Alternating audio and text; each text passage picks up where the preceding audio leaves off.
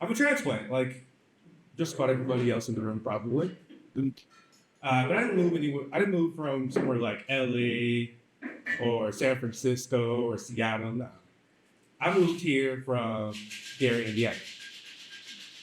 And not a lot in common between Gary and Austin. You got dying urban landscape in Gary, and you've got tech boom town in Austin. One thing that these two places do have in common, though, is that if you ignore red flags, you can get yourself in some sketchy situations. And that's what happened on my very first day here. I made the 18-hour drive down, and waiting for me here was my best friend, who I had worked with and roomed with in Gary. And he hooked me up with the job and everything, and he was letting me stay at his place. We'll call him Bobby. And that's a red flag. Because anytime someone changes the name of their best friend in the story they're telling you, it's about to go bad.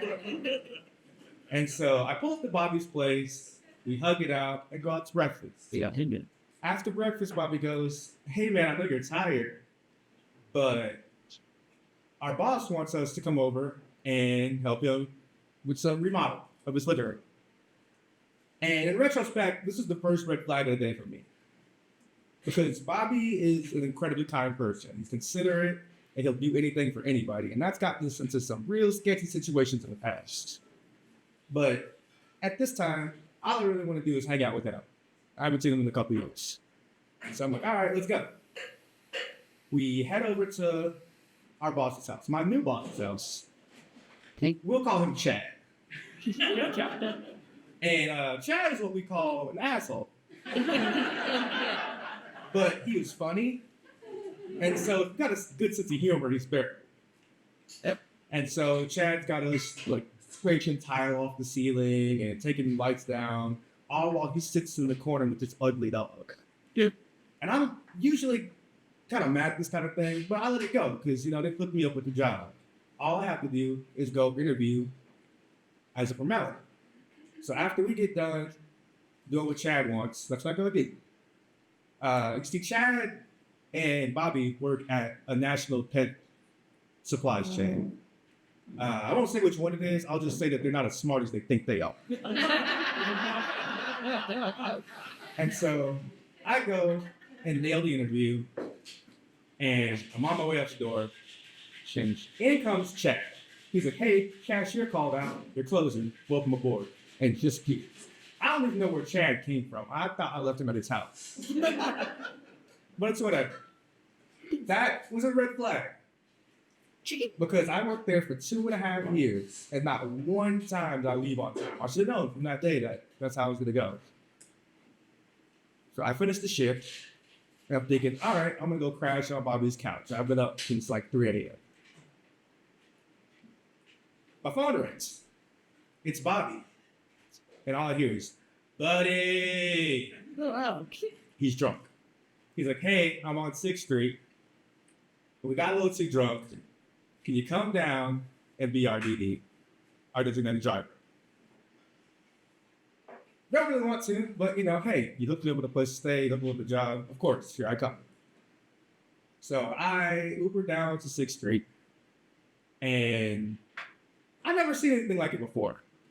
The whole road's closed down. There's cops on horses. A guy has a reticulated python on his neck. It was like I was in New Orleans, Canada, and the Amazon all at the same time.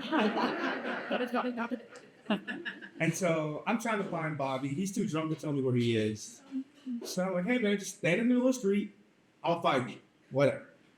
I'm walking around trying to find my friend in the sea of people. And in this big group of people, I just see this guy in the middle of the street just standing perfectly still.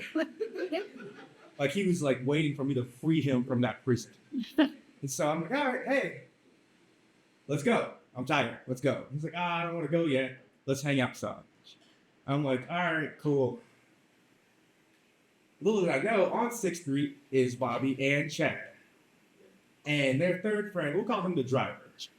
And you'll figure out why at the end. So Myself, Bobby, Chad, the driver, go in this loop of bars for 3 hours. But we only go to 3 different bars in that 3 hours. I guess that's what drunk people do, whatever. Finally, I get fed up. I'm like, hey, let's go. I'm tired, let's go. So we start heading towards the car. At this point, Chad's super drunk. Chad is an asshole. And decides that he wants to start trying to fight people. He pushes one guy. I see it happen. I jump in between him. Hey, sorry, he's super drunk. We're getting ready to leave. Like, my bad. Like, we ran out. Crisis averted, right? We get to the parking garage, and we're headed up. And as we're walking to the parking garage, there's this group of really big, strong-looking Mexican dudes. And Chad kind of mean mugs them. And I see him mugging them, and like, they're mugging back. And I'm like, I got standing between them, like, all right, no, we're not doing this. Crisis averted. We get to the car, and they're like, hey, you can drive. All right, cool, I'm gonna drive. I'm like, I don't really know where I'm going, but I'll drive. Well, the driver goes, hey, you don't know where you're going, I'll take over. I haven't seen him have to take a single drink in 3 hours I've been here. So I'm like, cool, you can drive. I didn't know y'all did coke in the bathrooms amongst Didn't know. And so we're coming out of the parking garage, and there's a green van in front of us. The green van pays and goes through.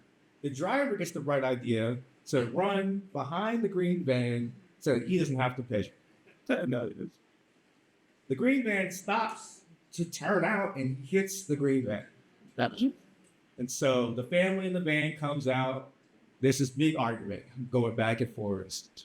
Chad was super drunk in the back and kind of fading out. He hears an argument, and this is the fight he's been looking for. So Chad jumps out and just starts yelling at everybody, just trying to get everybody riled up. I see this, and I'm like, okay, how can I avert this? I find the one other calm person, and we talk it out, exchange insurance information, and everything's kind of over. Well, that's what I thought. This whole time we're arguing, there's this big line of cars starting to form. Everyone's honking and yelling. And just as I think that we're about to leave, and like we're all good, here comes that van full of the Mexican guys. And they're all out like, hey, what are you doing? Hey, what are you doing? Chad, that's his fight. He starts yelling some racist stuff towards them. And I'm stuck in this position where I'm in the middle, because right before Bobby got too drunk, he gave me one request. If anything goes down, get Chad out of there. That's my best friend. So I'm going to do what he says. He's doing all these great things for me. And so I'm grabbing Chad. I'm trying to put him in the car. He's like, hey, if you throw me in this car, I'm going to pull out my gun. I'm like, oh, it's a bluff. It's the right. It's a bluff. I just looked the red flag in the face, and I was like, no, that's fine.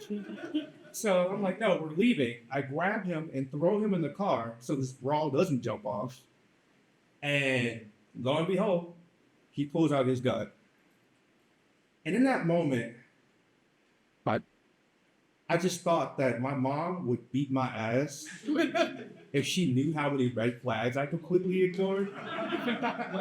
And I also kind of hoped that Chad knew how guns work, because I was in between. I threw him in the car. I'm in between the gun and his target. Fortunately, the gun actually ended up being our saving grace, because when when the brawl saw the gun, everybody scattered. So the green car leaves, and I jump in the front seat, and I pull off and go to the left, because I know exactly what to do. I've been in a situation like this a million times before. In video games. And so I bust the left. We park in the parking lot next to it, and jump out on foot and take off running and through this alley. This is just me and Chad. We left Bobby and the driver. I don't know how they got out there. But we take off, and we end up at the IHOP. You know, the one over there, 35. That one. And I want to go home. But I'm stuck with Chad. And Chad's decided that he wants to try and pick up these two random girls that we found. And so now we're sitting in IHOP with these two random girls. It's like midnight, probably 1 a.m. I don't know. I've been up all day. Finally, here comes Bobby and the driver with the car. And they're like, no, wait, let's go. Like, we're not doing this. Moral of the story, don't ignore red flags and don't hang out with people named Chad.